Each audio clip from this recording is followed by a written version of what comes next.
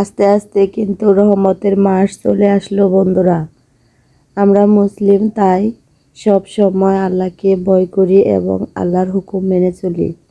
আজকে কিন্তু শুধু বন্ধুরা তোমাদেরকে দেখানো হবে আমরা কি কি সবজি লাগিয়েছি, সেটাই তোমাদের মাঝে শেয়ার করা হবে। অনেক দিন হয় লং ব্লগ তোমাদের মাঝে শেয়ার করা হয় না, তাই ভাবলাম শুধু আজকে আমার সবজি বাগান ঘুরে ঘুরে দেখাই। এখানে দেখো কত সুন্দর মরিচ গাছ লাগাইছে আমার হাজব্যান্ড।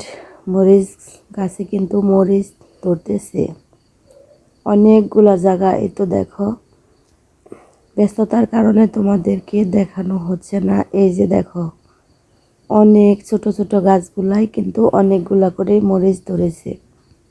এখান থেকে ওই যে দেখতে পাচ্ছ ওই পর্যন্ত, আর ওই সাইডটায় কিন্তু সিম আর দেশি লাউ গাছ লাগিয়েছি। লাউ তো অনেক খাওয়া হয়েছে, বিক্রিও করা হয়েছে। আমি একা মানুষ, সবগুলা তো খেয়ে সারতে পারবো না। এদিকে মেজবানদেরকেও দেওয়া হয়েছে। সব কিছু তোমাদেরকে ঘুরিয়ে ঘুরিয়ে দেখাবো। এদিকটায় কিন্তু পেঁয়াজ লাগানো হয়েছে। এই যে দেখো, এখানেও কিন্তু অনেক জায়গায় কিন্তু পেঁয়াজের মধ্যে কালি আসছে, তাই কয়েকটা কালি তুলে নিতেছি। এই যে একটা পেঁয়াজও উঠে গেল। কালি কিন্তু অনেকভাবে ভাজি করে বা রান্না করে খেলে অনেক ভালো লাগে। অনেকবার খাওয়া হয়েছে কিন্তু তোমাদের মাঝে শেয়ার করা হয় নাই। বললাম বাড়ির কাজ করানোর সময় আমার অনেক ব্যস্ততার সময় গেছে, তার জন্য। এদিকটায় কিন্তু শাকগুলো একটু দেখিয়ে দিলাম। আর ওইদিকে দেখো, একদম মাটির মধ্যে একটা দেশি লাউ ধরে আছে। ওই দিক দিয়ে কিন্তু চলে যাইতেছি। এই যে এদিকেও লাউ গাছ লাগানো হয়েছে, এখানেও কিন্তু লাউ আছে। একটা সুন্দর লাউ তোমাদেরকে দেখাইলাম।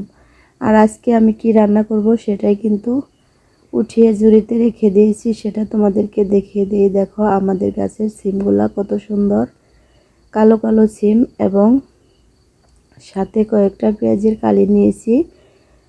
এখানে ধনিয়ার পাতাও রাখা আছে, ওগুলা দিয়ে আজকে রান্না করব তেলাপিয়া মাছ। এখানে কিন্তু অনেকটাই জমি আছে। ভাবতে পারো যে হয়তো মানুষেরটাই দেখাতেছি, তা না, কিন্তু এগুলো আমার হাজব্যান্ডের জমি। এখানে কিন্তু 60 বিঘার বেশি জমি আছে। এখানে শুধু আমার হাজব্যান্ড সবজি আবাদ করে, সবগুলাই লাগাই যাতে কিছু কিনা লাগে। এই যে এদিকে টমেটো লাগাইছি কয়েকটা গাছ, আর কয়েকটা গাছ এই যে বেগুন আল্লাহ তালা দিতেছে, কিন্তু সামনে রমজান মাস, অবশ্যই বেগুনি করে খাওয়া যাবে। আরও অনেকগুলা বেগুন ধরছিল, মানুষের ছাগলের সবজিগুলা নষ্ট করে দিয়েছে, তার জন্য তোমাদেরকে দেখাই নাই। কয়েকটা গাছ ভর্তি কিন্তু বেগুন ধরতেছে। আমার কথায় ভুল হলে ক্ষমার দৃষ্টিতে দেখবে এবং লাইক কমেন্ট শেয়ার করবে। এদিকে কিন্তু রমজানের জন্য শাক লাগানো হয়েছে, এখানেও কিন্তু অনেক